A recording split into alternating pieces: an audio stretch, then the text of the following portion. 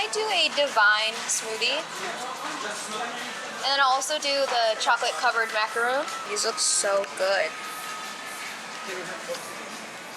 Set you up right there. I'm at Balboa Park this morning. This cafe that's right here, it's called Craft Cafe. Every time I come to Balboa Park, I always stop there and get their divine smoothie because it's so good. It's so refreshing. It has like dragon fruit in it and mango, just a lot of like tropical fruits. And I also got this chocolate covered macaroon.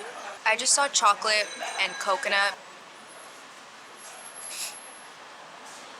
I think that's literally all it is.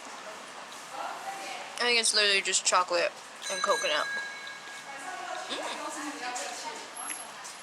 It's really good. It's really sweet and creamy. When I was younger, I used to hate anything with coconut on it. Coconut candy, coconut pastry, and now I love it.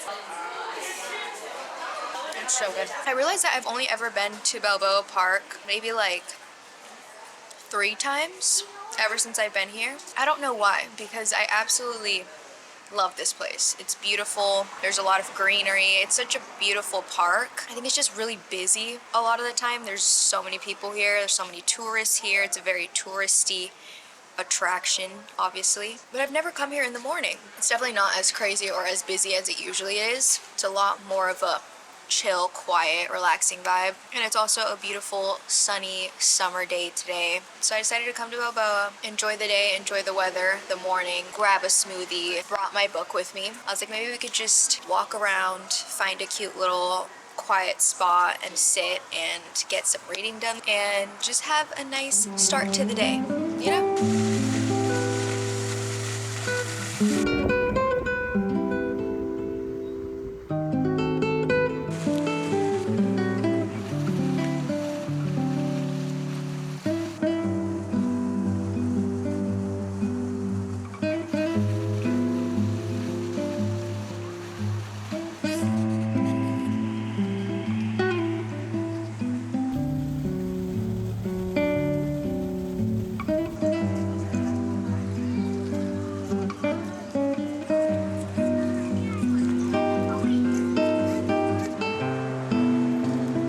How big this place is. This is the map of the entire park. It's insane. Let's go take a look inside. Show you guys what it looks like. This area over here is probably my favorite.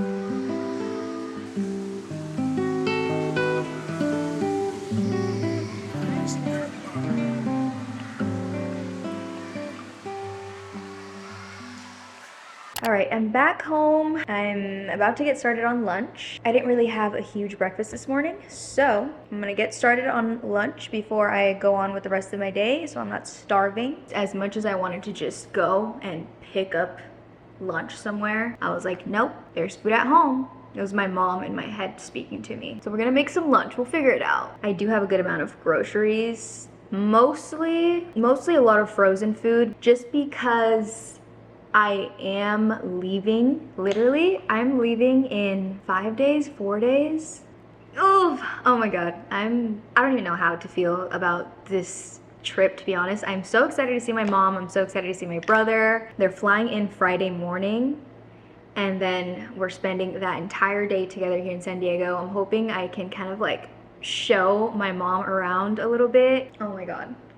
I feel like I can't talk about this without getting emotional. So I know that this trip is gonna be just full of emotions, but we'll get into all of that later. I am so excited to just have them here and to be able to show my mom around San Diego before we leave to Mexico. And I'm definitely looking forward to that. We're gonna be in Mexico with her for an entire week, and just her and like her family and all of that. It's gonna be beautiful. After that, my brother and I are flying back here, and he's gonna be here in San Diego with me for a week, which is gonna be super fun because I get to actually show him around San Diego now that I know the area more, and I know like cool places that I want to show him. Obviously we're gonna go to the beach because the weather is beach weather now. Last time when he was here was obviously when I first moved here to San Diego. He stayed with me that week that I was kind of like moving in. I didn't really get to play tour guide because I was also a tourist myself, so we were kind of just like exploring places in San Diego together. But now that I have lived here and I kind of like know my way around and know of places that we could enjoy together, I just fucking miss him. So it's gonna be really fun, and I will be vlogging that because we need some sibling content on this channel. I feel like you guys haven't seen him in so long. I won't be vlogging our Mexico trip just because obviously that's just, it's a little more private, it's a little more personal.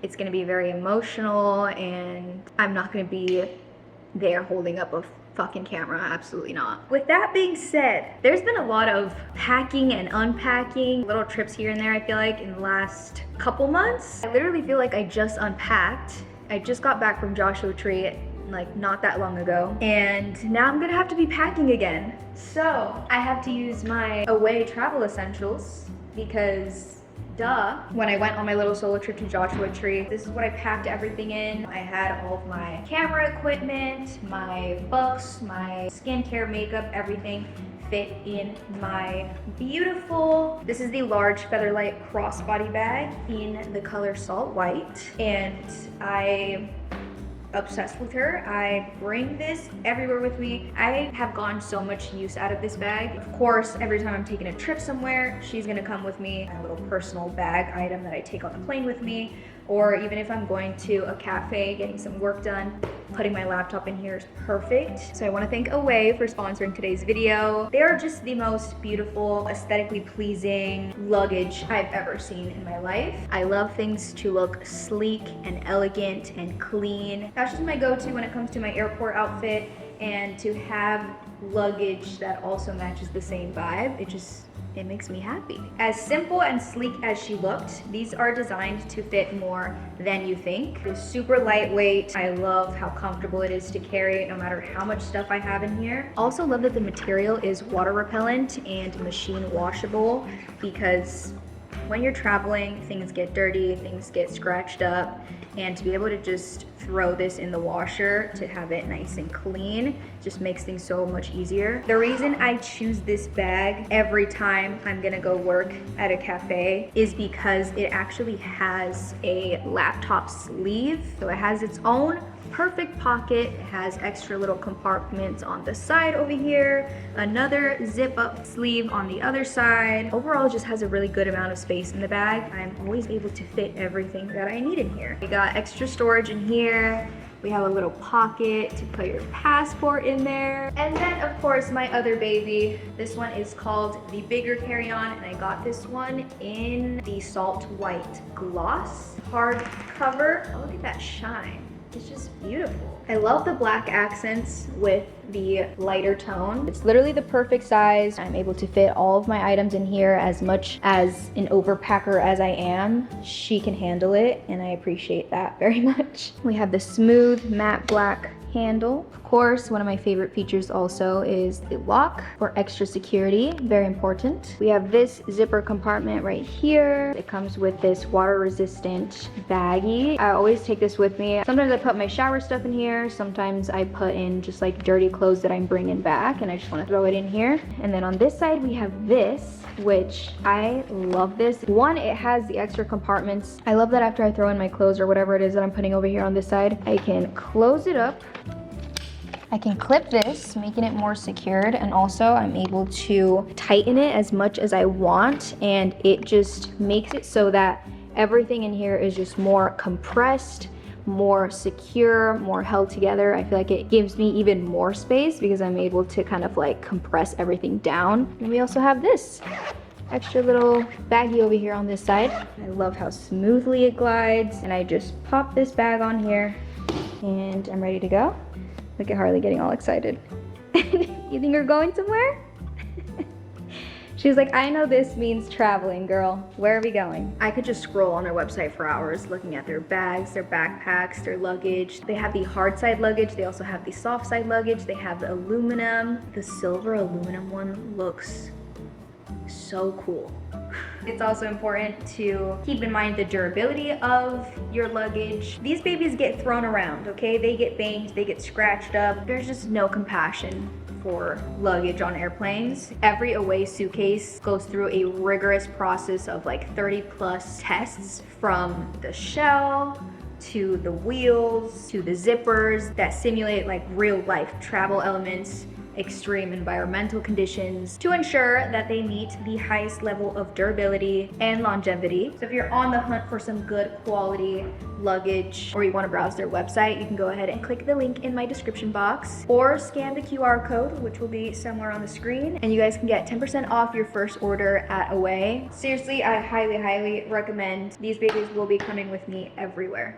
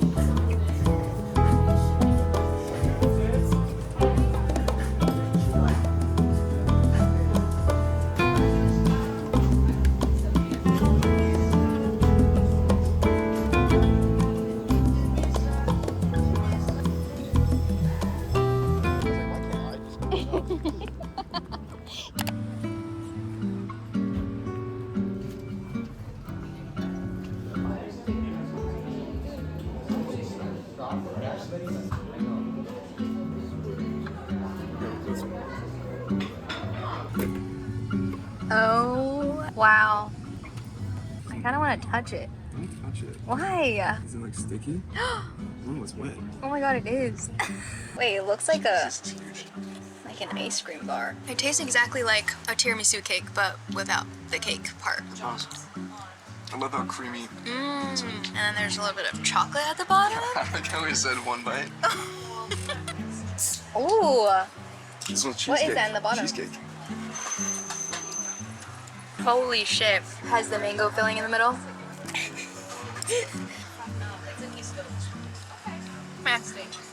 Yeah. I was not doing it. No, the taste isn't as intense as the other ones. Whoa. Oh, yes. This middle part right there. That one's definitely the sweetest one. Hazelnut, super chocolatey, fudgy. It looks so cool. I don't want to destroy it. Whoa.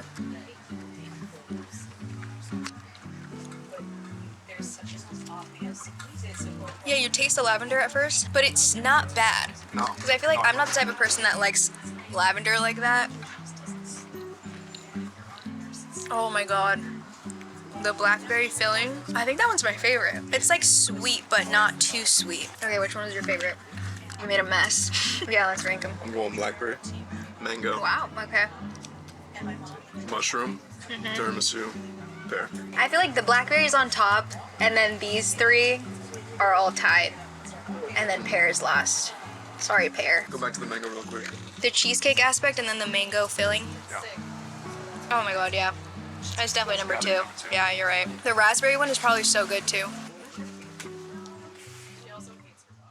Time to put on your Bob the Builder hats. We got an 8-foot ladder in my apartment, and that can only mean one thing. We're doing some home improvement stuff today. Honestly, this is gonna be super easy. It's just the whole standing on this ladder that's a little intimidating because I hate anything to do with heights. I literally just had my friend drop off this 8-foot ladder because what girl owns a ladder in her apartment? I tried looking at renting a ladder and just going to pick it up, but the only ladders available to rent were like 10-foot ladders, and I'm pretty sure our ceilings are like 10, 11 feet high, so that would have been insane. And then just imagine me carrying a 10-foot ladder. This is the reason for having guy friends right here, for whenever you need an 8-foot ladder. What I'm trying to do is hang up our living room lamp. I got this cute paper sphere lantern. Because our ceilings are so high, I just feel like this area over here looks so empty. I feel like the lamp hanging right here, it'll add something, it'll add some color when we turn it on at night. Pretty sure I have everything I need here. Here's the cord. I got some changing bulbs, and then here are the little hooks that are gonna go screwed into the ceiling. I've never screwed anything into the ceiling, but I'm assuming it's easier than like screwing into a wall. And then we also have this mirror, which we still have not hung up.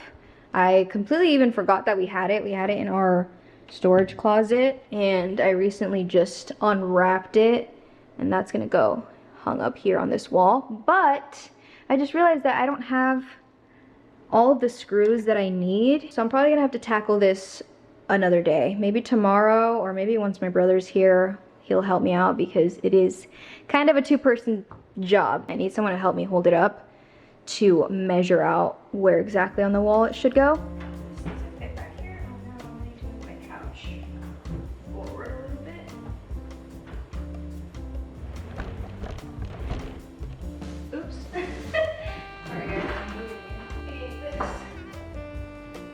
Okay, cool. Seriously, I don't know how I'm gonna figure out where to put this. Where to put these hooks. Alright, we're gonna put one right here. Okay, there we go. We're getting somewhere. I am sweating. Wow. How's the weather up there? This is the POV of, you guys are probably like 5'11", 6 foot right now.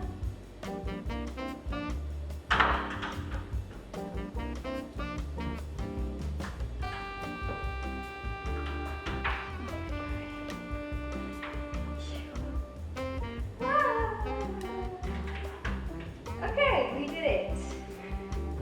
We did it, guys.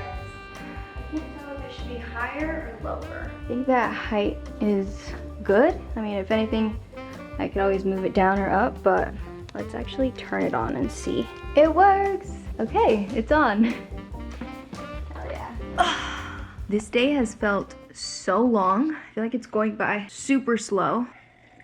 I didn't go to the gym this morning. I'm actually gonna go in a little bit. I've been just kind of like lounging around and reading.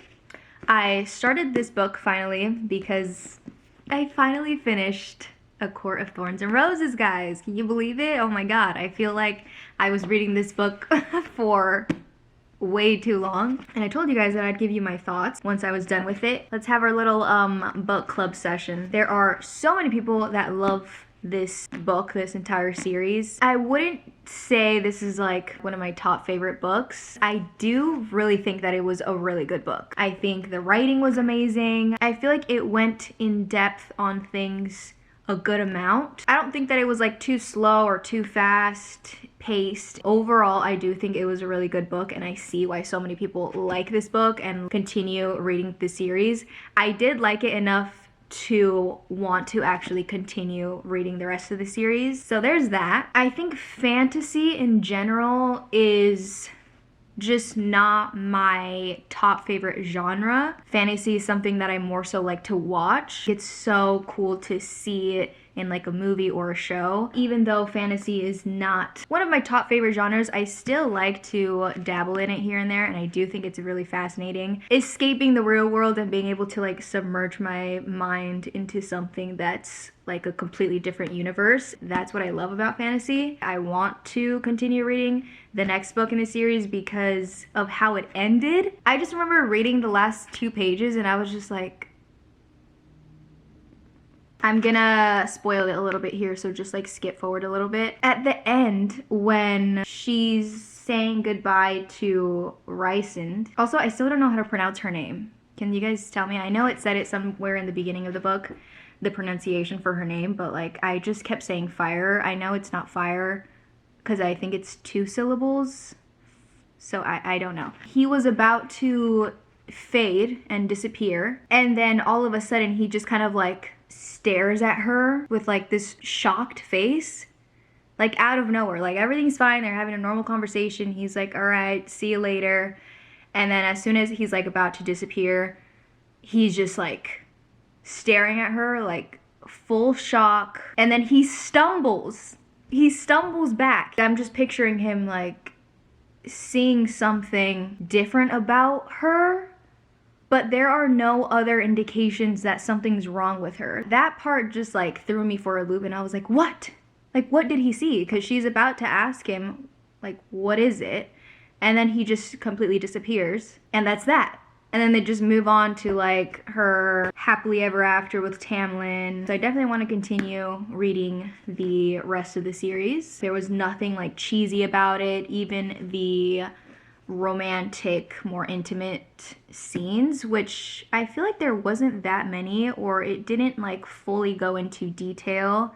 So that I actually really liked about this book, because I was expecting it to be like extremely spicy and graphic, and I've just been like kind of scarred a little bit from reading Credence. That book has done a number on me. But yeah, it wasn't anything too crazy. I feel like it kept it more so like to the actual story. I officially started reading this one. This is the Society of Lies. I'm like a fourth of the way through the book so far. I feel like this one's honestly gonna be such a quick read. I don't know. So far, I feel like it is kind of grabbing my attention, but nothing too crazy has happened so far. I do like that it is told from the like POV of each of the sisters, and it kind of like goes back and forth from present time to years before when she was in college to 7 months before her sister got murdered. I mean, Reese Witherspoon liked it. This is probably the one that I'm gonna end up taking with me